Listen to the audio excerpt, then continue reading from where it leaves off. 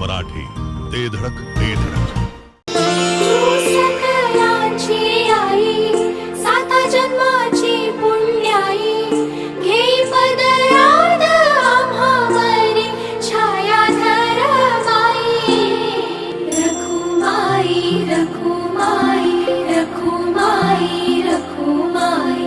पंढरपूर येथील श्री विठ्ठल रखुमाई देवस्थान समितीच्या सदस्या माननीय श्रीमती शकुंतला नडगिरी आई यांना वाढदिवसाच्या कोटी कोटी शुभेच्छा.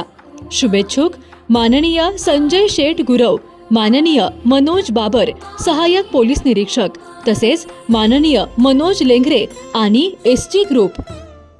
हातांना साथ हातांची, डोळ्यांना आस उद्याची, दर्जा दाखवतो आमचा सगळ्यांना जागा त्यांची. दिसते का अवती भवती आमच्या नावाची शक्ती, घुमतो जय घोष आमचा साऱ्यांच्या होठावर. ही जान आम्ही अनुशान आम्ही, अभिमान आम्ही, घुमशान आम्ही, लख लखतो आमच्या चेहऱ्यांनी हा माहोल सारा. बाकीचे सारे बाजूला भारे आला रे आला राजा, तुझे रे साधू आमच्या सुरात म्हण जिंदाबाद आता. बाकीचे सारे बाजूला भारे आला रे आला राजा, तुझे रे साधू आमच्या सुरात म्हण जिंदाबाद आता.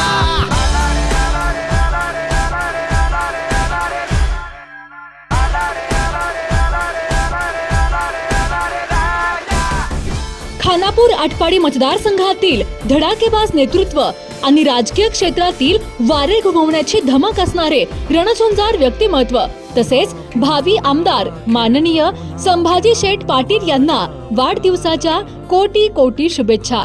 शुभेच्छुक माननीय संभाजी शेठ पाटील मित्र परिवार, खानापूर आटपाडी आणि विसापूर सर्कल.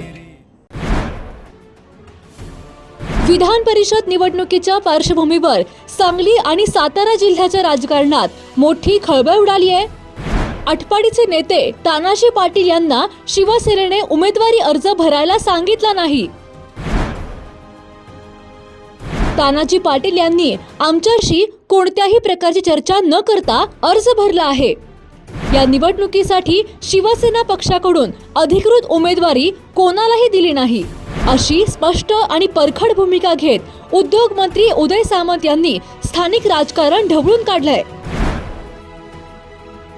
तर तानाजी पाटील आपला उमेदवारी अर्ज मागे घेतील असा विश्वास देखील यावेळी उदय सामंत यांनी व्यक्त केलाय. मी माझ्या पक्षाकडे उमेदवारी अर्ज मागणी केला. मला वाटतं मी माझे नेते आमदार सुहास भैया आणि या सांगलीचे पालकत्व घेतलेले मंत्री शंभूराजे देसाई ही सगळीजण जाऊन आम्ही एकनाथ शिंदे साहेबांकडं उमेदवारी मागितलेली आहे.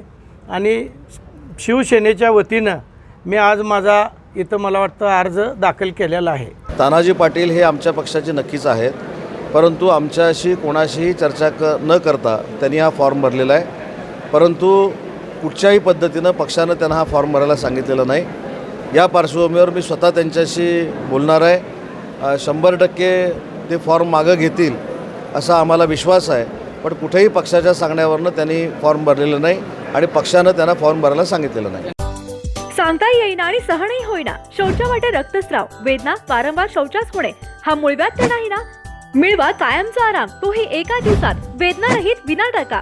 मूळव्याधीवर औषधोपचाराबरोबर लेझर व इंजेक्शनची खास सुविधा देणारे विट्यातील पहिलेच हॉस्पिटल डॉक्टर बंडगर यांचे मूळव्याध स्पेशालिटी हॉस्पिटल, अनुराज हॉस्पिटल शेजारी, एसटी स्टँडच्या बाजूला, खानापूर रोड, विटा. जिओ मराठी, ते धडक ते धडक.